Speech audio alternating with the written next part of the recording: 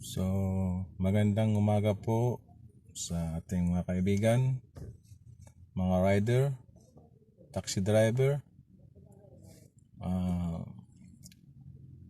at sa mga tagahanga ni Colonel Busita. At isa na po ako doon. Umahanga pa ako sa kanyang gustong ipatupad, yung mabilisang aksyon. Kaya sumusuporto pa ako sa kanya, pero wala po akong kinikilingan dito.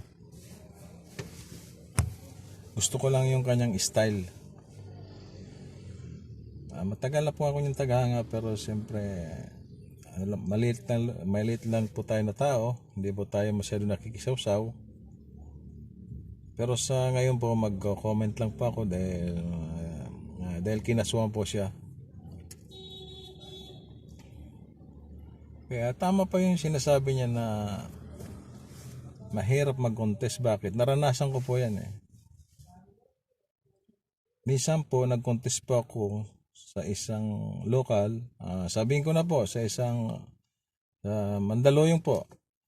Ikinontes ko po yung no right turn and red signal doon po sa Show Boulevard at Martinez. Ngayon po wala na po yun. Siguro marami nagreklamo kaya tinanggal po nila. Pero kinontes ko po yun. Ngayon, nung kinontes ko po, ang sabi po nung sa akin ng investigador ng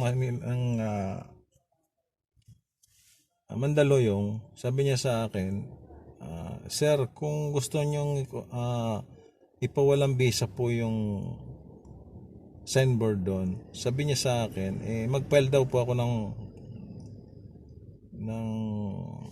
ano ba tawag ito?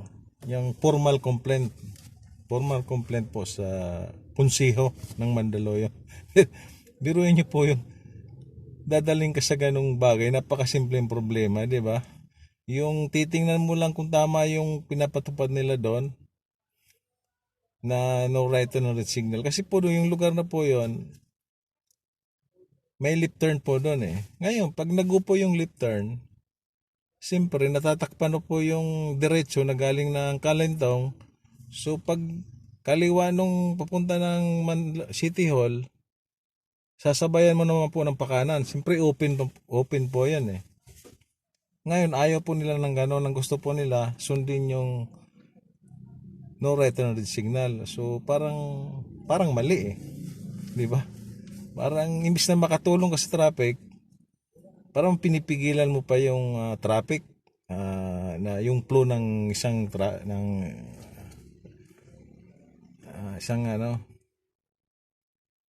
yung flow ng isang motorista, alam mo yun.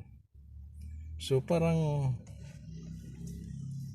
mali. Kaya nung ikinuntos ko yon, ganun nga, nangyari. So, sa inis ko, sabi ko, sir, pangkaraniwang tao lang po tayo. Wala po tayong kakayahan na mag-contest po ng ganyan. Mag-formal complaint. Gaano katagal po yan. So, siyempre, nag-isip-isip na lang ako, natubusin na lang yung aking lisensya.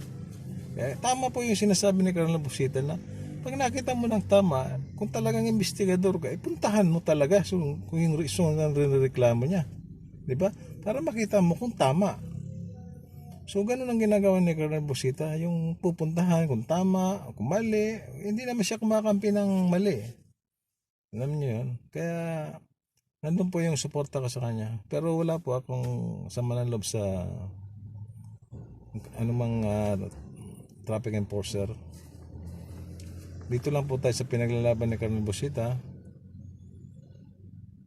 na madali ang aksyon. Ganun lang po. Salamat po. Nag-comment lang po tayo kasi bigyan po natin siya ng suporta. Okay po. Salamat po. Sa mga sir, salute you sir. Thank you.